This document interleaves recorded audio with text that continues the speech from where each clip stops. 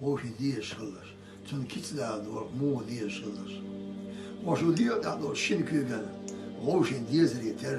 Hakikaten hoşun iyişri ter. Hakikaten hoşun çakılcı iş çakılır ter. Hoşun kügü hoşun çandırı ter. Şu hoşun doğuş iş yoştur şılır. Şu hoşun iş diye şılır. Hoşun kügü hoşun çandırı ter. Hoşun çand yaşılır. Şey bu sol boş. Tanhuma da belki vakit evde gelmiş. İbah kaz vakit, ikeyel vakit.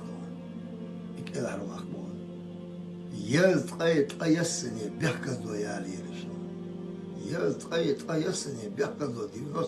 Değil, belki kaz doyalıymış. İbah kaz vakit. Yalınıyor şu belki kaz obal iymiş. Berş sık doş aş boşliyaga. Boş düzüldü şu. Sık doş aş işliyaga. Yiş yoş düzüldü.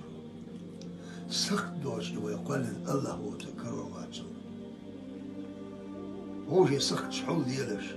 Aş hoş sık çullah. Boş vaçın, boş yürüyüşün. Yiş yürüyüşün. Değil ve reis ruşun.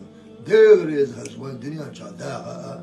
Liyada değil yani adiyse attahiduşun. Kan olur imatına. Dalga yok eyledir. Şiye hada da heduşun. Şiye şugur hada da heduşun. O şey değişir. O şey değişir. O şey lorşır. O şey çoğulur. O şey şahsiz kalmayacak kalır. Estmayılır. Halayın da o siz kalmayacak kalır. O siz kalmayacak marzo yapacak.